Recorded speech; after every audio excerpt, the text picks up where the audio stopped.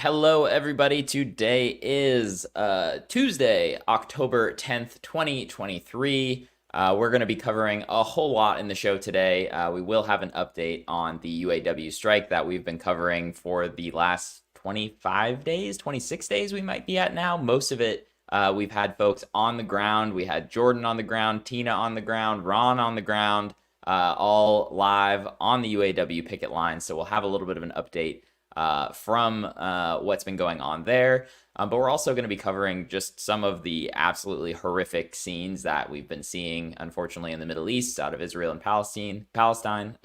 Excuse me. Sorry if I do that a couple times. I'm used to saying East Palestine at this point. But just like truly hard to see and hear about images, stories from what is happening currently there.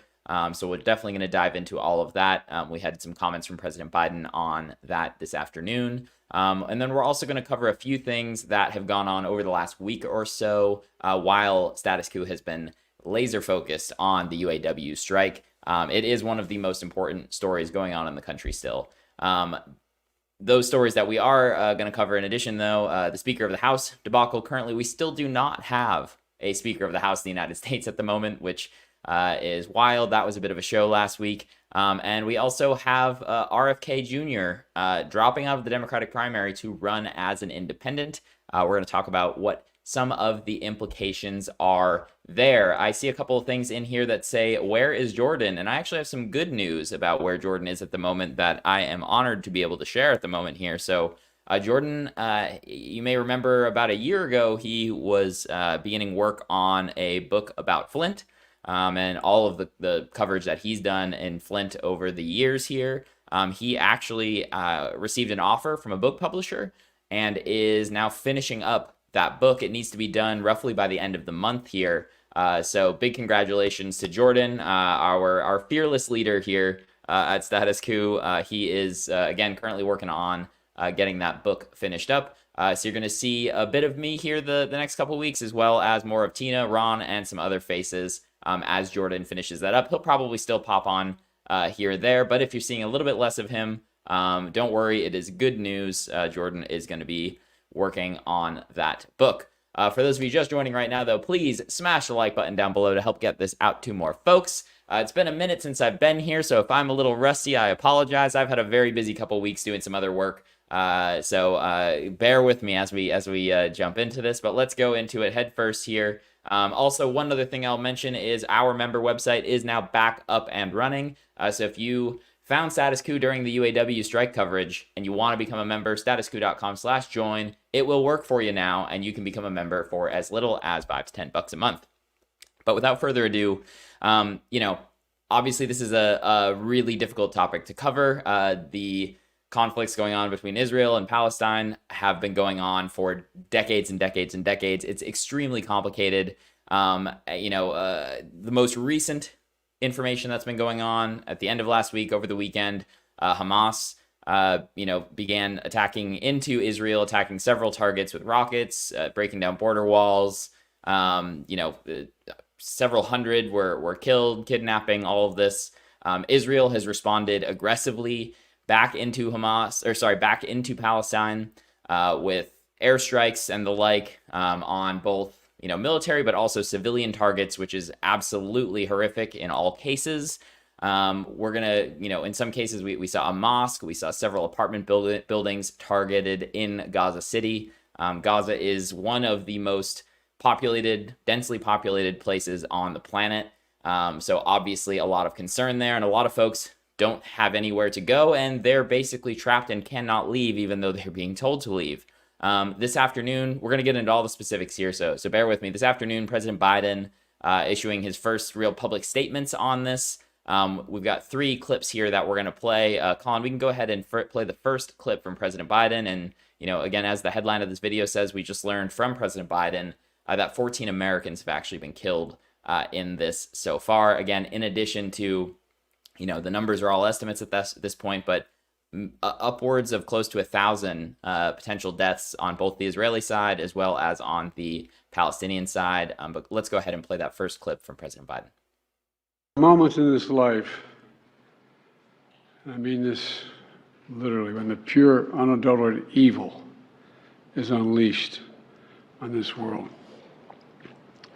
The people of Israel lived through one such moment this weekend. The bloody hands of the terrorist organization Hamas, a group whose stated purpose for being is to kill Jews. This was an act of sheer evil. More than 1,000 civilians slaughtered, not just killed, slaughtered in Israel. Among them, at least 14 American citizens killed. Parents butchered using their bodies to try to protect their children.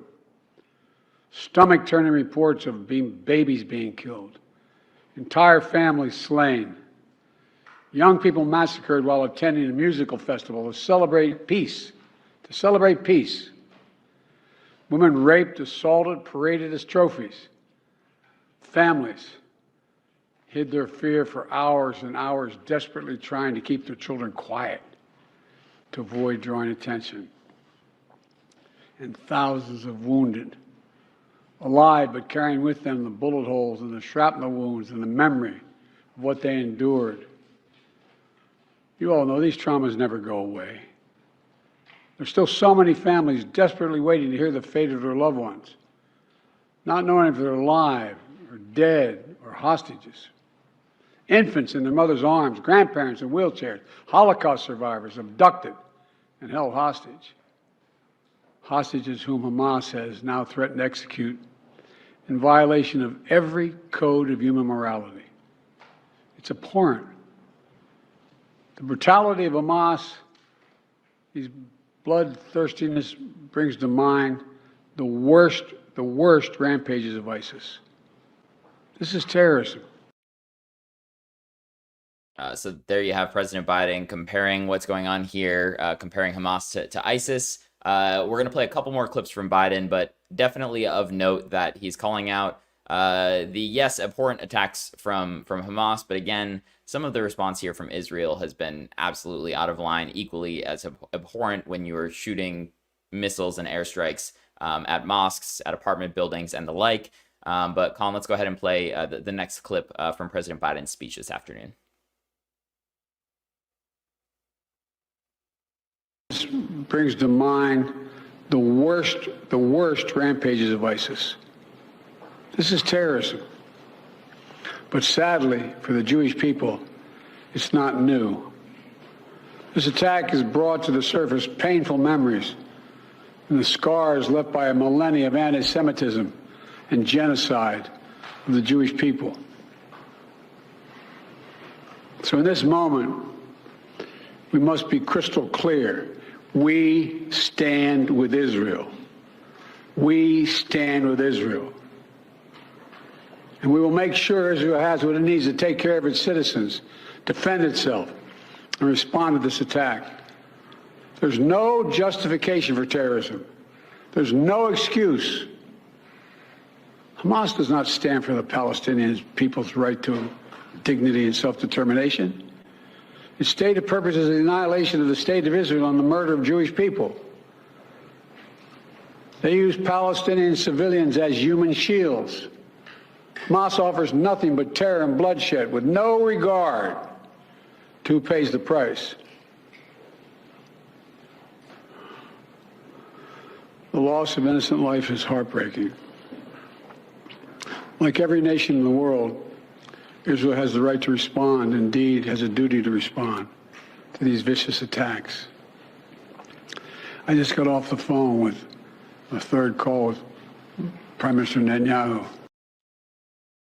There you hear President Biden essentially saying that Israel should respond back as they see fit. Again, no mentions or anything there of the attacks from Prime Minister Netanyahu and from the Israeli forces against the very densely populated city of Gaza City, which is definitely impacting civilians. In addition, these are not just military targets that they're hitting. We've got one last clip here from President Biden that we'll play, and then we'll get into some of the specifics, show some of the just terrible destruction going on here in the Middle East, unfortunately. So, Colin, we can go ahead and play that last clip. This has moved the USS Gerald R. Ford Carrier Strike Group to the Eastern Mediterranean and bolstered our fighter aircraft presence. And we stand ready to move in additional assets as needed.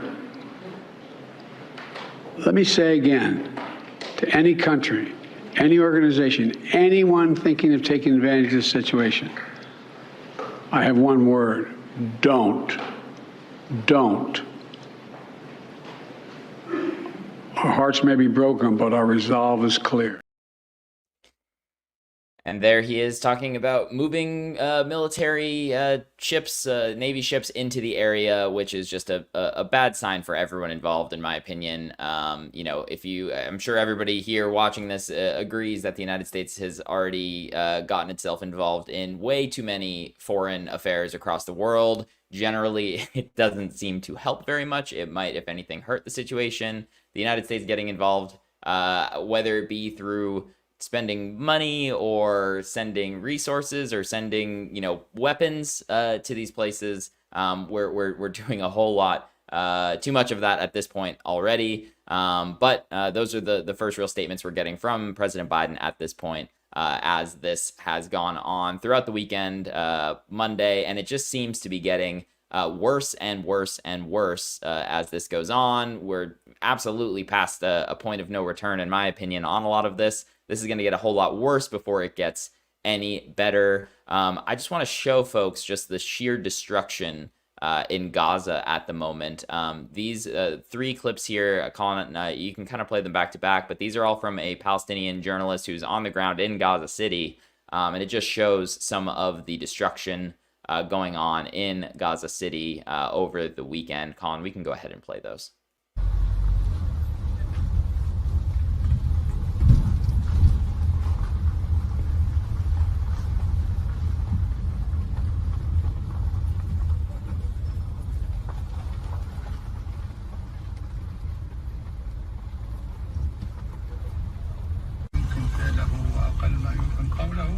ولا أقول إلا ما يرضي الله سبحانه وتعالى. إنا لله وإنا إليه راجعون. بارك الله فيكم، جزاكم الله خيرا على هذه الرسائل التي وصلتني، وإن شاء الله سبحانه وتعالى نلتقي وحامد وأبناء حامد في الفردوس الأعلى إن شاء الله رب العالمين. والسلام.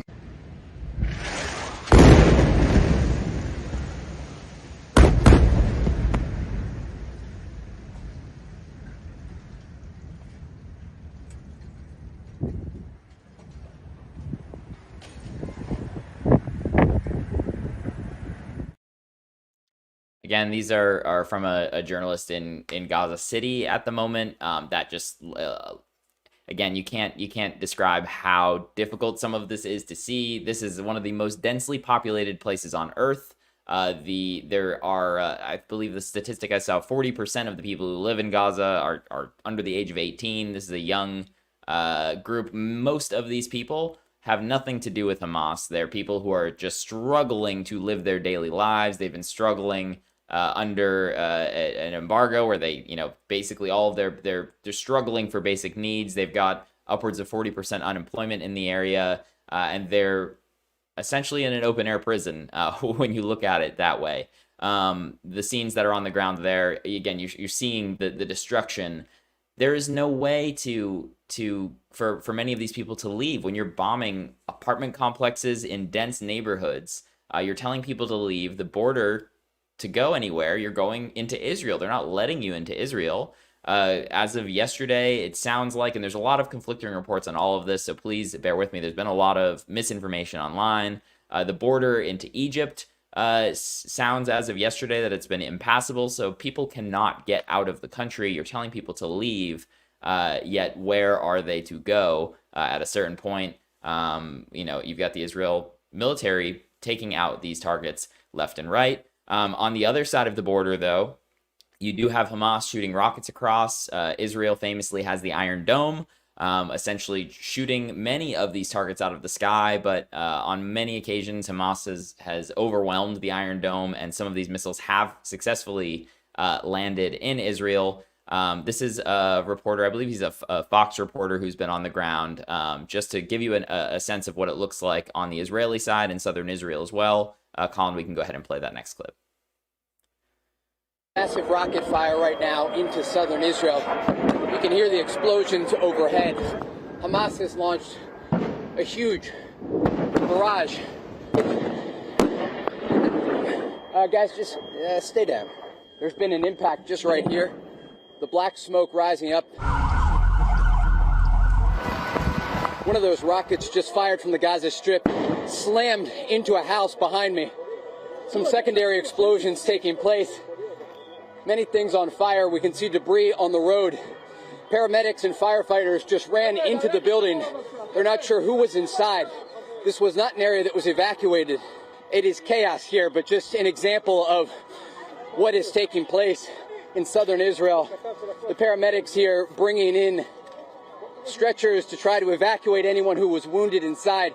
As we were driving here, you could see people in the neighborhood running toward the building into the fire, trying to look for people that might have survived. Everyone was so scared. People are crying, and we had to find shelter in less than 20 seconds. And this is the way we have to protect ourselves. Again, so, horrible situations on both sides of this for regular folks who are just trying to live their daily lives. And honestly, like, if I sound a little less upbeat than I normally am, frankly, watching all of this shit all day and like looking for the latest news on this is just, it's terrible. It's terrible. Just from like a human perspective. Listening to just imagine you're sitting in your bed or your apartment or something, and you're hearing rockets go off and explosions all day long. You have no clue where they're coming, and then maybe a siren goes off that gives you an alert that you've got 30 seconds to run and hide.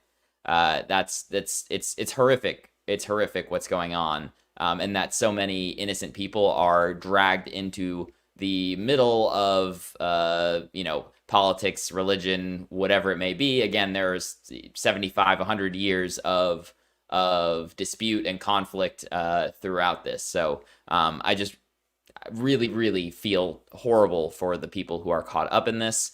We're going to go through a couple more of these clips. Again, these are going to be a little bit hard to watch and listen to. This one is going to be of the music festival that came out. And again, yeah, if you're not wanting to see this sort of thing, this is the music festival that ended up, upwards of 200 people. The numbers are still kind of all over the place, killed at a music festival in Israel by folks in Hamas. Let's go ahead and play that. And then afterwards, it's going to be well, let's go ahead and play that one.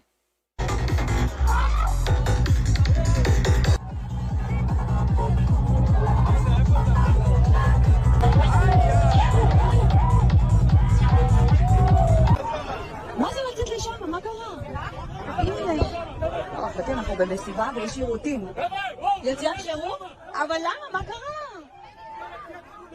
אבל אני גמורה.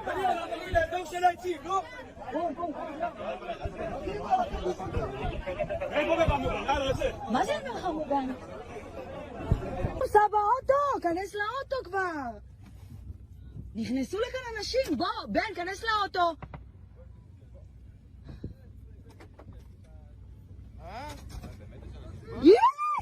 נשבעת לך, אנשים רצים לפה. תיסע, פשוט תיסע.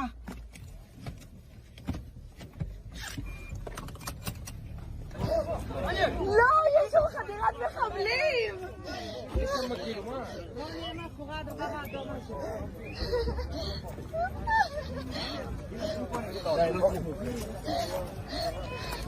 ואמא שלי, שם מחבלים.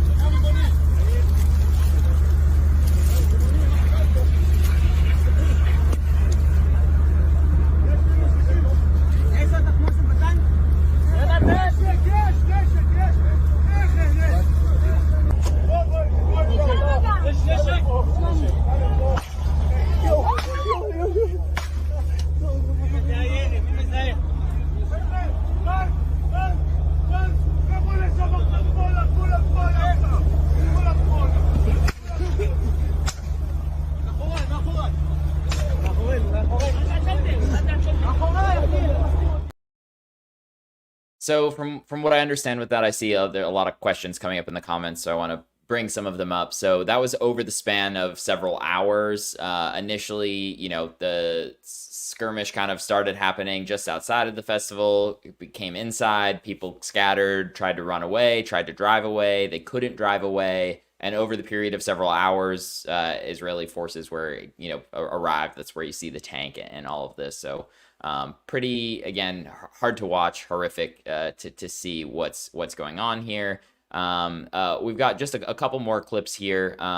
This one was one that I was hoping wasn't real. Obviously, we still don't know for sure. Just before this, Jordan sent me a couple other additional reports of it. CBS is now saying they confirm it, as well as several other outlets referring to children that have been, you know, children and families being beheaded by Hamas at this point. This is just a clip of a journalist who was speaking with people, soldiers on the front lines. Colin, we can go ahead and play this clip. David, it's hard to even explain exactly just the mass casualties that happened right here. In fact, the Israeli military says they still don't have a clear number, but I'm talking to some of the soldiers and they say what they've witnessed as they've been walking through these different houses, these different communities, babies, their heads cut off. That's what they said. Gunned down, families completely gunned down in their beds. You can see some of these soldiers right now comforting each other. Many of them reserves who jumped into action, leaving their own families behind as well, not knowing the sheer horror that they were about to come to. They say they've never experienced anything like this. This is nothing that anyone could have even imagined when you're walking fine. through We don't here. need to play this whole clip. So again, that is now, I was questioning that in the beginning too. Again, there's a chance it's not real, but now you've got CBS News and a few other outlets in addition to that outlet that's right there, the woman speaking, saying that is accurate. Frankly, I hope not, but it's sounding like it is accurate. But again, at this point in time, there's so much propaganda, misinformation. We heard all of this sort of stuff go on in the beginning with the war in between Ukraine and Russia as well. I do want to put that label on there, but it's not just an Israeli outlet pushing that now. Now you've got CBS News and several others doing it. But with all of this tragedy going on, those were a couple of things that are just obviously horrific for the Israelis. You've got just as much, if not more, horrific, just I don't know other words to use for this, against the Palestinians. You've got the Prime Minister Netanyahu literally posting out a video on his Twitter account showing just the horrific bombings going on in Gaza, clearly at civilian targets. Colin, we can just go ahead and play that clip. Going to cut water, fuel, and power to all of the Gaza Strip. They do rely on most of those things coming from Israel. They've tried to build some of their own infrastructure within Gaza, and they've essentially been not allowed to. Yeah, that's real. So now you're talking about cutting water, fuel, and power to 2 million people, the vast majority of which aren't the ones responsible for any of this. Let's go ahead and play that clip. אנחנו מטילים מצור מוחלט על העיר עזה. אין חשמל, אין מזון, אין מים, אין דלק. הכל סגור. אנחנו נלחמים בחיות אדם ואנחנו נוהגים בהתאם. So again, there, the text is on the bottom there, but the short version is that they're, again, cutting water, fuel, and power going into the Gaza Strip. The gentleman there also describes Hamas as human animals. That's been going on quite a bit through this. And And this is just such a tough thing for me, right? Because again, I'm sure I'm getting some flack for it, really pointing out the atrocities going on both sides of this. I know, both sidisms, whatever. There are horrific things that have gone on. The situation between Israel and Palestine is very complex. The Palestinians are 100%. Again, I think Palestine is they're essentially trapped where they are. Israel is not, looking at any realistic thing for a two-state solution. That's like, if you believe that you're drinking the Kool-Aid, Western democracies will talk about that. Biden will talk about that, saying, oh, that's what they're going for. Israel doesn't want that. You've got illegal settlements all throughout the West Bank that are just every additional settlement that gets added in makes a two-state solution more and more impossible. It's way past the point of no return on that. I don't know what the solution is. I doubt we're ever going to see a solution, honestly, potentially even in our lifetimes, which is terrible to think about. I don't know what the answer is. But I see we just got a very big super chat right there. I will read it at the end, but thank you so much for that super chat, Red X Dragon. But yeah, I mean, this is a terrible, terrible thing for just regular humans. So many just regular, normal, very likely working class people who are just trying to go about their daily lives on both sides of this border are getting absolutely screwed right now. They are struggling to survive. They are under threat and worry of being killed at any moment. So I don't want that to get lost. And one thing that Zaina, who a lot of people in the audience here will know Zaina, she put out a tweet earlier today, and I just happened to see it while I was scrolling through all of this terribleness. And I did want to just read it. Colin, if you could pull up Zaina's tweet. She said, when I was trained as a journalist, I was trained to not equate people to their governments. For instance, instead of just Iran, we'd say the Iranian government. The practice was for accuracy and to prevent dehumanizations. Governments are not the people. And I think that is so important here, especially when we're seeing, again, just you can have your complaints, your very justifiable complaints against the Israeli government. You can have your very justifiable complaints against Hamas or against the PLO or whoever on the Palestinian side. But so many of these regular people are the ones who are paying the price. They are the ones who are paying the price 100% of the way. So I just don't want that to get lost here. Again, just to kind of wrap this section of this up and move on to some just lighter topics, because I really don't enjoy covering this, but it's so important because it's been horrific to see what's been going on over the weekend in this part of the world. But obviously the attacks, especially against civilians, are unconscionable. The situation with the blockade surrounding Gaza on its own is terrible and unconscionable and shouldn't have been the way that it has been for the last several decades. I'm really worried about where this is going to go. As of today, it sounds like Israeli ground troops are very likely going to be making a push into Gaza at some point soon. There's been Netanyahu's been talking about it. Biden's speech this afternoon essentially said Israel should be able to do whatever they want in retaliation. That's at least how I, interpret it. I'd be really worried about what that looks like when you have 2 million people, 2 million civilians living in such close quarters. A ground invasion into Gaza would be just an absolute bloodbath. There's nothing. It would be horrific. It would be terrible, terrible, terrible. Thousands and thousands and thousands of innocent civilians will die. I don't think anyone wants to see that. I definitely don't want to see that. If that is going to happen, there needs to be some sort of way to let some of these folks out before. But again, as I talked about earlier on, there is not an easy way for Palestinians to get out of the Gaza Strip at this point. They cannot enter into Israel, and they cannot go into Egypt, is what it seems as of right now, at least. It seems like that border is currently impassable. Again, there's a lot of conflicting information out there, so that could be wrong, but it's still not going to be an easy way for them to get out. So again, we will, provide some updates with this over the next couple of days. If anything that I just said in this is proven wrong, I'll be the first one tomorrow to say that it wasn't the case. But as of right now, that's the update I've got for you on the current conflict that's been going on between Israel and Hamas at the moment in the Middle East.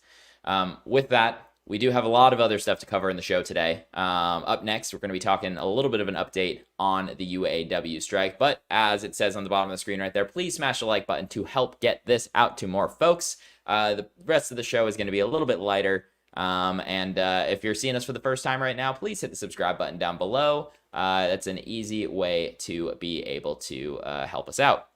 So Status Coup had literally been on the ground for like the last 24 days-ish, 24, 25 days, covering the entirety of the UAW strike. You saw Jordan on the ground. You saw Tina on the ground. You saw Jordan on the ground again. You saw Ron Placone on the ground most recently. John Farina was just there the whole time for 24, 25 days straight. I might have my days slightly wrong. We were live every single day, basically. I can't think of another media outlet, definitely not another independent media outlet, that was there every single day, relentlessly hearing directly from the workers. If you have, I'd be surprised to see it, but let me know and I'll look and see if you did. But just yesterday or the day before, Ron Placone just got a brief interview with Shawn Fain. Status Quo's been checking in directly with Shawn Fain multiple times now. Jordan's interviewed him twice. Tina's interviewed him. Ron's interviewed him. Let's take a listen to directly hear from Shawn Fain an update on the strike from Ron earlier this week. So how are you feeling right now? Feel really good. We had a historic day yesterday. Yesterday the movement we got with GM, it's going to change the entire industry. So it was a massive thing that happened yesterday, and this is what I work for, these people, and this is what drives me. They're my boss.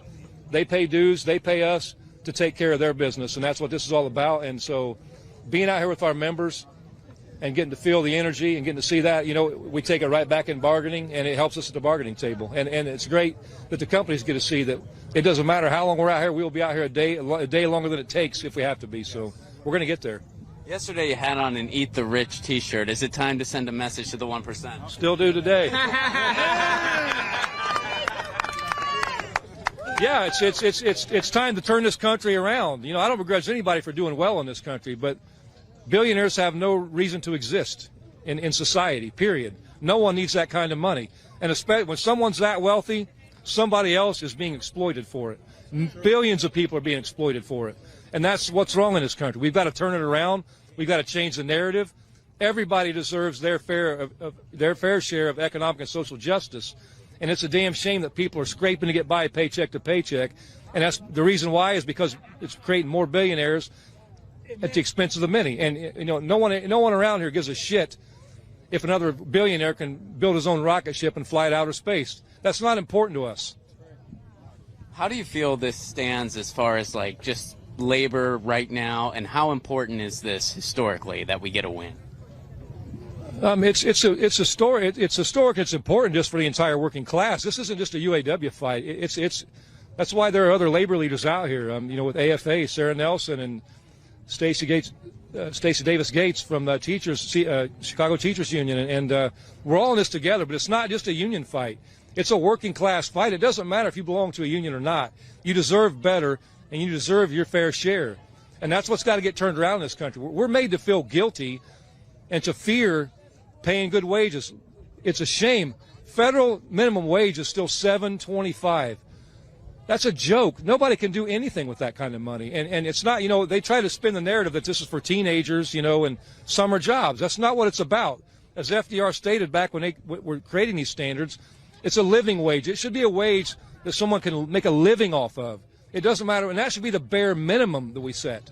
We got to get back to setting the standard. People want to talk about making America great. That's what makes America great, when we set the standard and we set the example for the rest of the world. And we haven't done that in well over 40 years. How confident do you feel that, how close are we to the finish line? Yesterday on your live stream, you said we're making progress, but we're not quite there yet.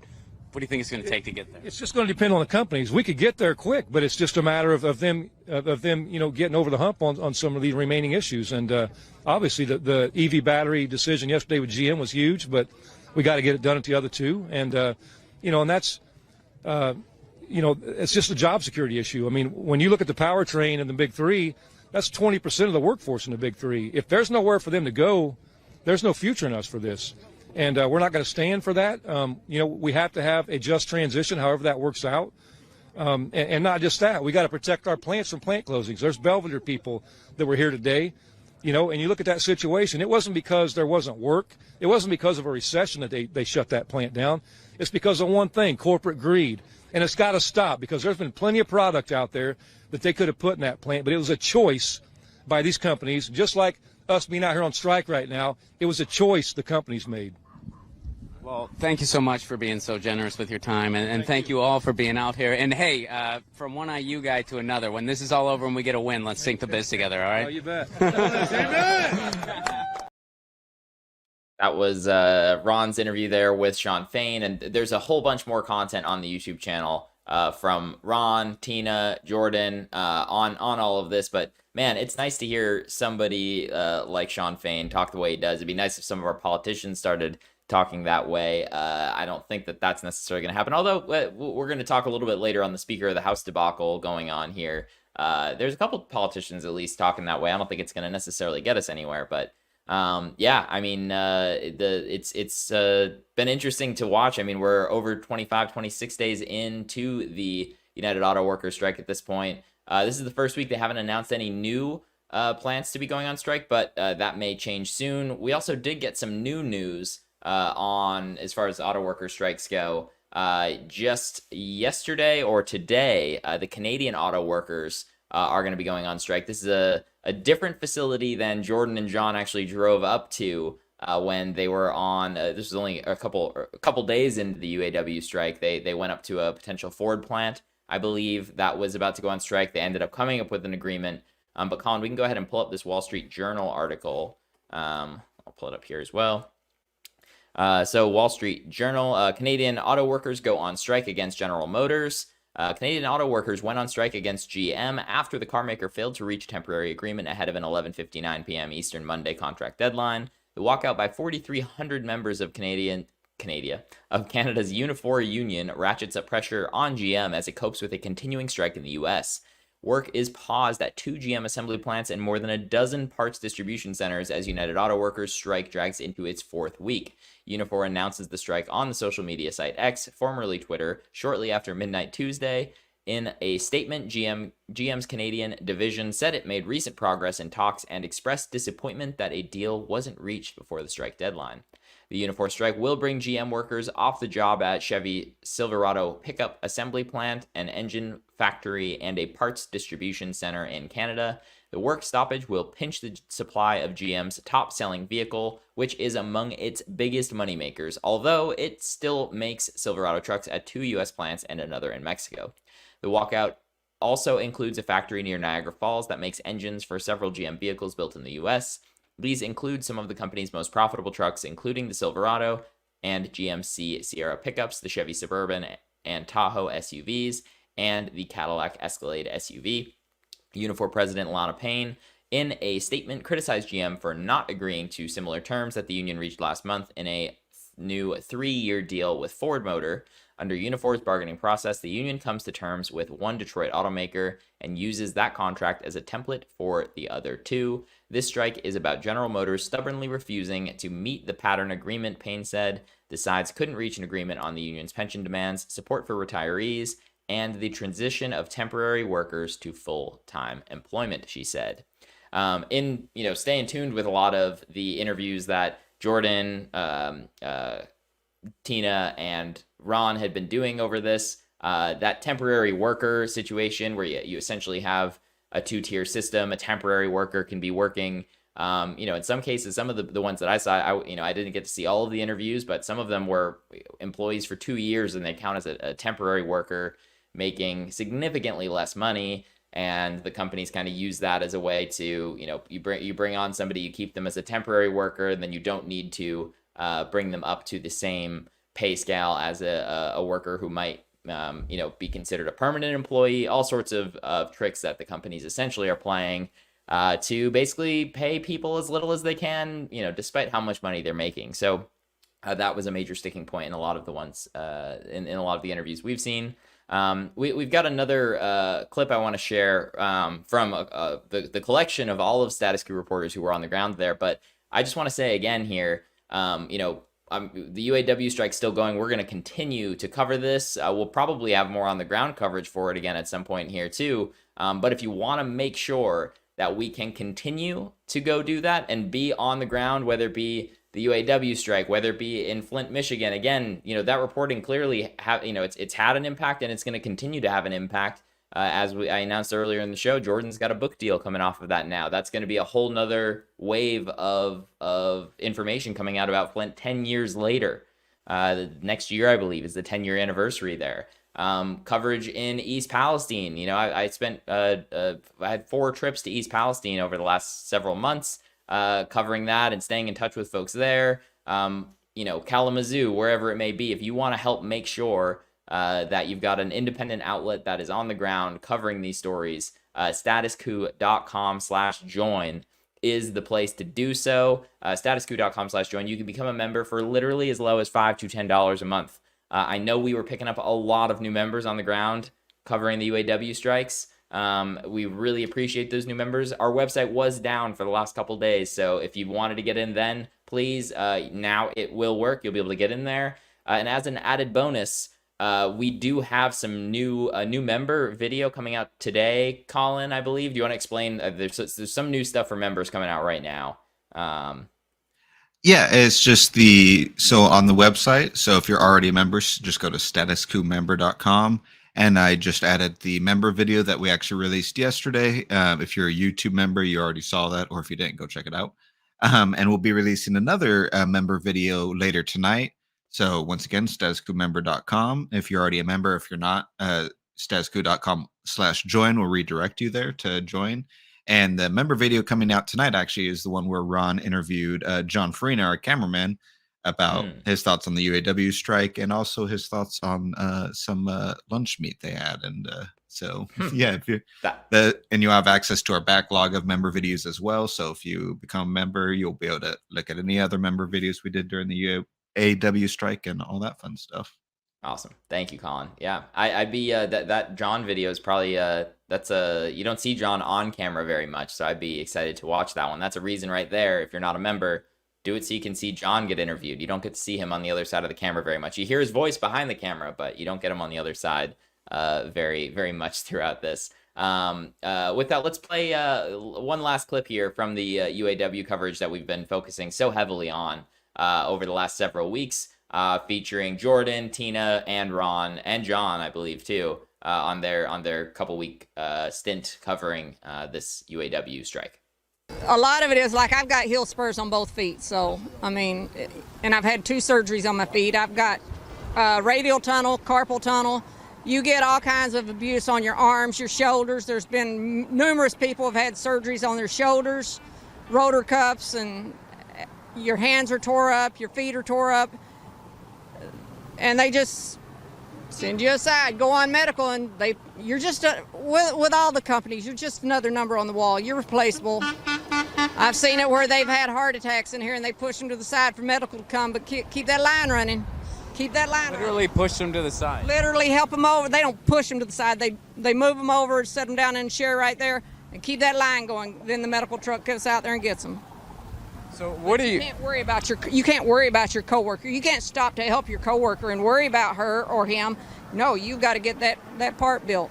I want to ask you right off the top a question I have about the way they want to consolidate the Mopar plants. They've been threatening to close some of these facilities. So the idea is they want to take 3 of them and consolidate them into one. What's the story there? Yeah, they're looking at some kind of super hubs or something like that where they want to combine the 18 Mopar facilities into a handful of them. And they want to move them families and them people all over the country to do that. So, Wait, so this would be a massive consolidation, not just in Michigan, but across the entire country? One thing that we're not guaranteed of at this point, because we're still in negotiations, is that the fact that all these people get to go with them jobs either. The company will report out that they have everybody taken care of, but that ain't always the case. And sometimes what they call taken care of is they shut down a Belvedere plant in Illinois And we took on 35 people from there that had no choice but to move to Michigan to go with these jobs to protect them pensions and the wages that they make. So, and that was from a facility that was profitable, had the best attendance in the company, and had everything going on. They put them people out of there for leverage in these negotiations, and that shouldn't be allowed. Mopar Marysville makes $1 billion profit a year, reported to us by the company, so it's even more than that. And they want to put our plan up for leverage and negotiate. They really are proud of what they made. They're proud of their work, and they deserve that pride. They earned that and a lot more. They built the middle class. And continue to do what little they can. I mean, they're always saying, well, I think I can get a new car next year, or they'll come, they know that I'm leasing right now. They'll go, hey, where'd you get your lease from? How much are you paying? Because they still want the new car. They want to go out and drive another bow tie. And what do they get for their loyalty? What, you want more money? Well, you're getting more money. And you're allowed to, correct me if I'm wrong, but once they get stock options, the higher ups, I mean, don't they just use that to their own personal benefit? Yeah. I mean, buying back the stock is directly related to how much the CEOs make. So the higher the stock price goes, their salary and stock options go better.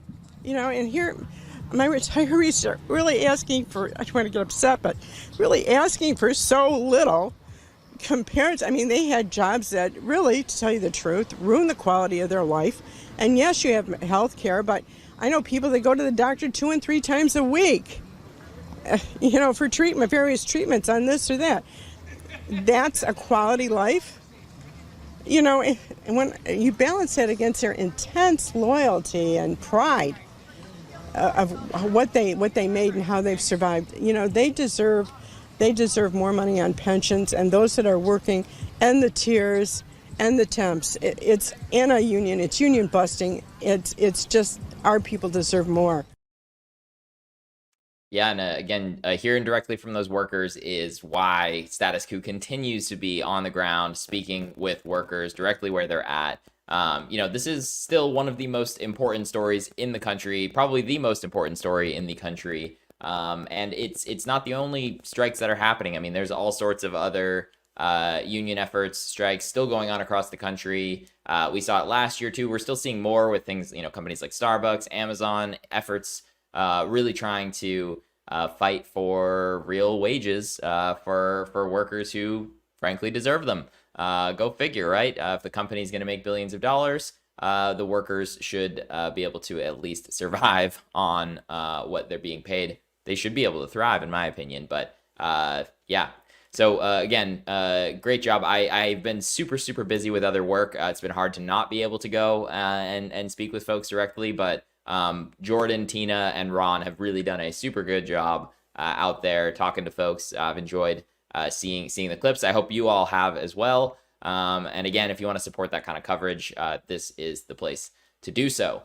With that, we're going to move on 2 more topics that'll be a little bit shorter to go through. But last week, I'm sure some of you saw this, Congressman Matt Gaetz from Florida, did what he was kind of threatening to do for a while, to bring this full circle back to last January, when the Speaker of the House battle was setting up.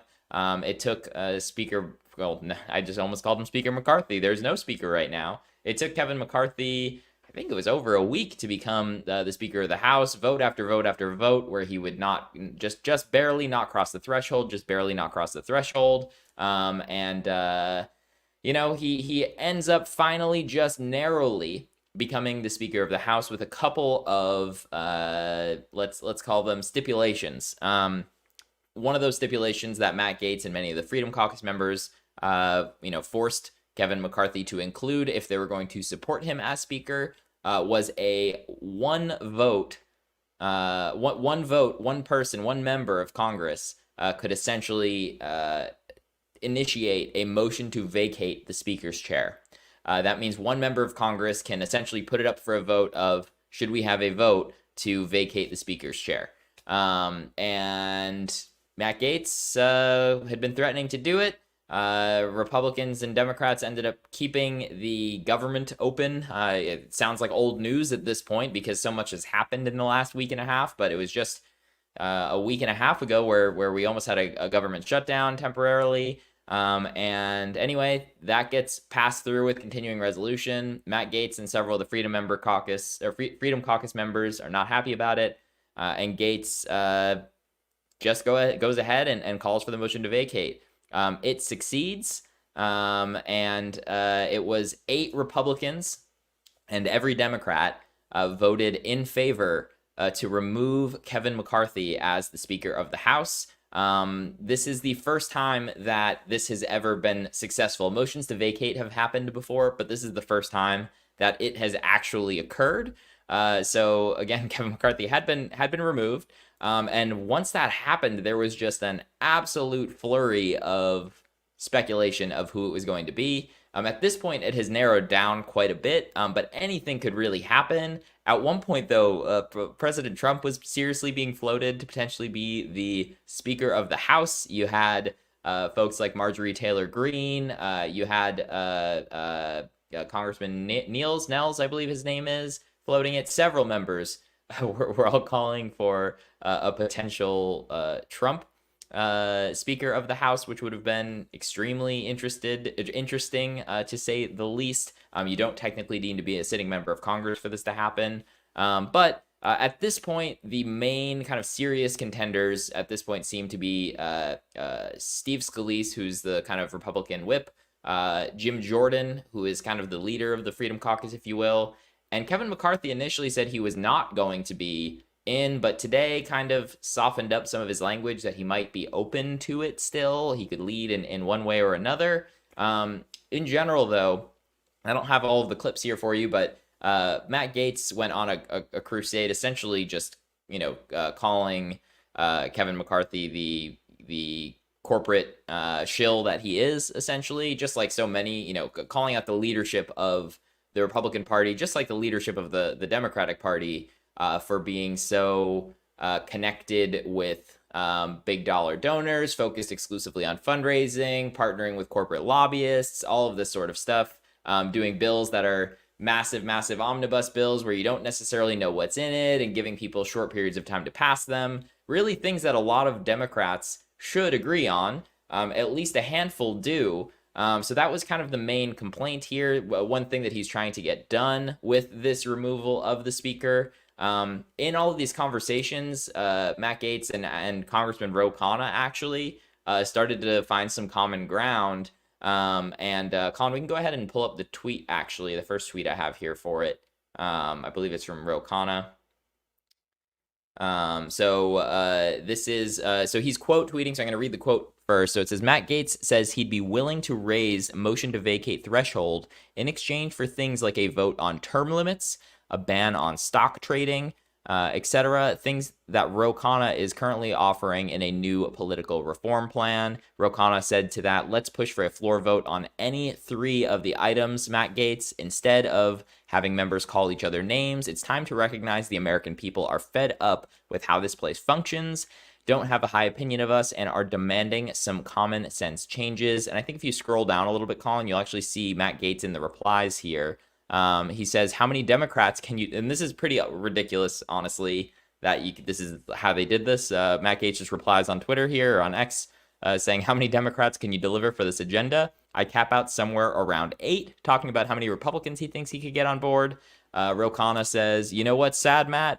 Not more than 10. Let's be honest with folks. The American people should know that less than 20 members advocate for banning PAC and lobbyist money, even though the polls are at 80%.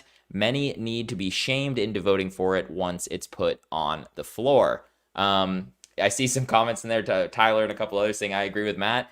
I do too, and you know what? Like that dude's got his own issues for sure. Heavy caveat there. But I find myself agreeing with this guy on a couple weird things. You'll see a clip go viral every once in a while, and you're like, makes you wonder. Just to get some more specifics on the plan that they're trying to vote for with Ro Khanna, I actually have a clip of Congressman Ro Khanna explaining what's in that plan from not too super long ago. Colin, we can go ahead and play that clip of Ro Khanna explaining what's in this plan. The American people are frustrated and exhausted with the corruption and role of big money in the halls of Congress. That is why I'm introducing a 5-point plan. First, ban all PAC and lobbyist money to congressional campaigns. I don't take a dime of it. Second, ban completely stock trading and members of Congress from ever becoming lobbyists. Activists like Unusual Whales, Quiver Quantitative, and the leaders at Crew have been mobilizing for this. Third, term limits for members of Congress. Fourth, term limits for Supreme Court justices. And fifth, an ethics code for Supreme Court justices. This is common sense. The people demand it. It's time we give them back their government and we reform in Washington. We should have bipartisan support for this 5-point plan. Thank you, Madam Speaker. I yield back. So that's some more details on the plan right there. We'll ultimately see, though, so the bargaining chip that kind of could be used here is if Matt Gaetz can keep these 8 Republicans together, coalescing, because I think they need at least 6 to withhold the next speaker. First off, just imagine a world in which some of like the squad members or progressives used their power in the way that these 8 Republicans just did. They just removed the Speaker of the House kind of on a whim, kind of out of nowhere. Imagine a world where AOC or any of these other folks had the gall to do that to a Nancy Pelosi or to Hakeem Jeffries or whoever it might be. What's sad is I can't even imagine it because they never would. But imagine what they could have gotten done, especially in Biden's first 2 years when they had the majority in the House still. Just imagine. Ugh, it's gross that they didn't do anything with it. But that's neither here nor there. What they may try to do here, though, is essentially say, okay, we will give our 8 votes to whoever this next person is going to be if you commit to having a floor vote on, insert those things from Ro Khanna's plan in. We'll see ultimately if it happens. But that would be a cool thing that they could try to get in that Democrats should be in support of. But we'll see. I don't know. But just in terms of actually choosing the Speaker of the House at this point, though, it is still a little bit chaotic. So they're supposed to be voting on this as early as tomorrow. At one point, it was potentially going to be today. And the GOP essentially had like a closed door meeting about this last night. And Politico put a story out about it this morning. And I actually want to read some of it because it sounds like it kind of could be anybody at this point still. I mean, it doesn't sound like anyone has enough votes at this point. Colin, we can go ahead and pull up the article from Politico. GOP holds emotional meeting on next speaker, but fails to unite on one. The need for a new speaker to help respond to the attacks on Israel came up multiple times during the 2-hour meeting. Again, of course, they want to spend more money on war. Israel already has, I believe it's a recurring $2 billion a year coming from the United States. We've supported them with a ton already, so I don't think it's an urgent thing to need to send more money, but that's a sidebar. House Republicans huddled Monday for an emotional venting session over the party's leadership crisis. But 2 days before a planned vote, they appear nowhere near uniting behind a new speaker. Multiple GOP lawmakers described it as a mostly civil yet cathartic meeting ahead of an intense week in which House Republicans are slated to crown their next GOP leader. One member called it a therapy session. Yet, some in the room made pointed comments at the 8 members in their party responsible for ousting Speaker Kevin McCarthy last week. Quote, there's definitely frustration towards those 8 people, Rep. Marjorie Taylor Greene said after the 2-hour-plus meeting. They were quite a few people who said they're not ready to move forward. Republicans are facing steep pressure to choose their speaker quickly as the U.S. seeks to respond to the deadly attacks in Israel, as well as looming government funding deadline next month. Several senior Republicans stood up to stress the urgency of various crises facing the U.S., from the Israel attacks on the border to inflation, as a plea for coming together as quickly as possible to elect a leader. But it was clear Republicans are still fiercely divided over how to move forward with their perilously thin margin, including whether they will rally around a consensus pick should their 2 candidates, Steve Scalise or Jim Jordan, fail to reach 217 votes on the floor. Rep. Tim Burchett, one of 8 who faced those Republicans on Republican attacks on Monday night, described people as angry and upset, Some people were mad, and they got a right to be mad, but I got a right to represent my constituents too, Burchett said. The closed-door bloodletting, the first time the GOP has gathered since McCarthy revealed he wouldn't try again for Speaker 6 days ago, is a preview of a pivotal week in the Republican conference. The full group will meet at least 2 more times in the next 2 days, first on Tuesday for a candidate forum, followed by a conference-wide election the next morning. I won't read the rest of this. It goes on for quite a ways here, but long story short, it does not sound like they have the votes to do it at this point to at least choose one person or another. The idea behind these closed door meetings, I'm assuming, was to try to hash this out ahead of time so that they do not need a repeat of what they did back in January and then what everyone just had to watch last week. Again, it talked for quite a while about. Excuse me. They talked for quite a while. It took quite a while to vote for Kevin McCarthy in the first place. That was an embarrassing look for Republicans. The reason the Democrats all just kind of coalesced and voted to oust McCarthy this time was it was just, let's continue to let the Republicans look in disarray. That's their strategy going into this. Ultimately, we'll see where it'll end up. I don't, this is purely a guess. I'm kind of thinking it's going to end up being Jim Jordan at this point. But anything could happen at this point. Who the hell knows? The Republican caucus is not organized, not together. We will see where it ends up. We'll move on to our last topic here. This one will be a little bit quicker. We've got, like him or not, essentially, RFK switching to become an independent, dropping out of the Democratic primary. If Democrats were so worried about having a spoiler effect with somebody, maybe they should have just opened up the process and had a real primary with debates and whatnot. But I digress. They're obviously not going to do that. Biden's not going to debate anybody. He's not going to debate Marianne either. He's definitely not going to date her either. That was a slip there. That was weird. Anyway, yeah, RFK officially announcing that yesterday that he's going to be running as an independent. That means you also have Cornel West as an independent candidate. You've got RFK Jr. as an independent candidate. And right now it's really looking like it's going to be Donald Trump versus Joe Biden versus Cornel West versus RFK Jr. versus who knows if the Libertarians and the Greens, put folks into this, or if another independent comes. I mean, now is the best time than ever. I mean, you've got 2 historically unpopular party leaders in Biden and Trump. The polling doesn't look great for Biden right now in a 2-way race. A lot of speculation as to who RFK Jr. adding in here is going to pull more votes from. Some Democrats are worried, some Republicans are.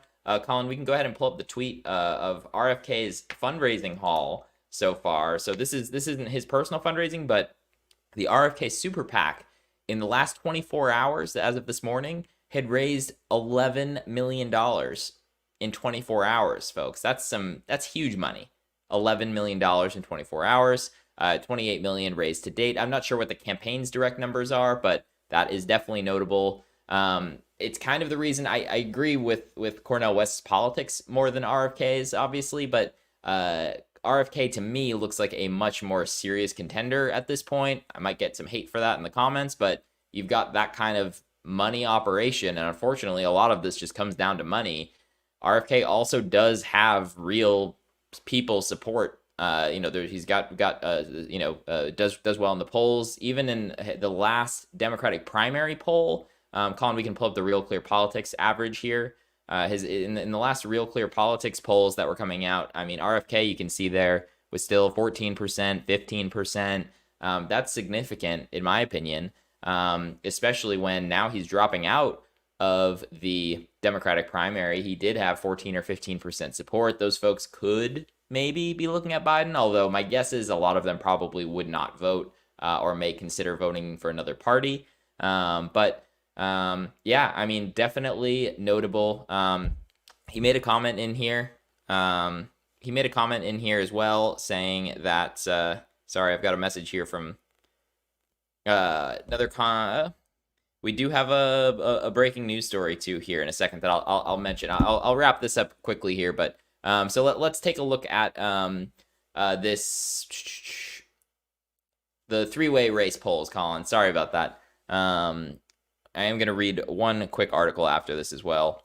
So in the three-way race, you can see you've got Biden 45%, Trump 45% is the two-way race. The same poll did a three-way race, and you've got Trump at 40% and Biden at 39%, with RFK Jr. at 12%. I would say, though, that he's got a lot of room to go up. You also, folks like Cornel West also have a lot of room to go up there because, when you ask regular folks who aren't watching, paying attention to the news like those of you who are watching do, a lot of them aren't paying attention to presidential race at this point. When they learn that they have alternatives, and you all know that they're not learning that if they're just watching cable news, there's a lot more people who might start to consider supporting a RFK Jr., a Cornel West. Sitting at 12% when historically the presidential debates, the Commission for Presidential Debates requires a 15% polling threshold to be on a debate stage. That is pretty damn close. That would be very, very interesting to see a third, a fourth candidate on that stage. Personally, I think that threshold should be lowered a bit so that other voices could get up there, but probably not going to happen. I was going to wrap that up, but I will just read one note here. Jordan just sent us some breaking news. Congressman George Santos actually just charged with conspiracy in a 23-count indictment. So that is something we'll be looking into over the next couple days. Maybe we'll be talking about that tomorrow. With that, though, I'm going to read some super chats here because that was a pretty long show here. But thank you all for watching all of that again. Sorry if I sounded pretty down with the first half of it, but that is not a topic that I really want to talk about. But I am going to because it's really important. It's just so sad to see just the human tragedy, frankly, that's going on here. But with that, we'll go ahead and read a couple super chats here. So we've got the first one from Red Dix Doragon, a $100 super chat. Again, thank you so much for that. We need to be very, very vigilant. We could be witnessing the beginnings of the final stages of the genocide of the Palestinian people. The fascistic and genocidal rhetoric amongst the IDF, said in the name of vengeance, is very strong, and they're planning a ground war. Again, yeah, I mean, very scary potential for what could happen here. And again, a ground war in Gaza would, thousands and thousands of innocent people will get caught up in that 100%, unless major changes happen. But I really don't see it happening. I really don't see it happening. It's terrible to say that, but it seems like the conflict has come to a point of no return where it's on a stark trend heading for the worse. But thank you again for that super chat. Nadia Yvette Chambers, $10. About 15% of the population of Palestine are Christians and Jews. It's not all Muslim. I actually did not know that. Thanks for the super chat and for the information there, Nadia. We absolutely appreciate it. We've also got another $10 here from Cat Faye Garrett, $10, Status Coup, giving the microphone back to the people. That's what we do, Cat. Thank you so much for the super chat and the support. We really appreciate it. Das Bosch Fleisch, 5.99 euros. Retaliation and targeted strikes never change. They hit the innocent more than anyone else, just like terrorism. If there's even a difference? Again, yeah, I mean, assuming you're talking about in Israel and Palestine, it's terrible what is going on there. I feel terrible for the folks who are having to go through that. I can't even imagine the situation of just, you're stuck, you're there. What do? You're just listening to explosions and gunfire where you live. And for so many of the folks in Palestine in particular, they're told to leave, but they can't cross the border into Israel. And the border into Egypt, from what we can tell, is not letting folks through either. Unconscionable what's going on in that part of the world right now. And hopefully, again, it doesn't seem likely, but hopefully throughout the rest of the week, we'll have some more pleasant updates on it. But I really don't think so.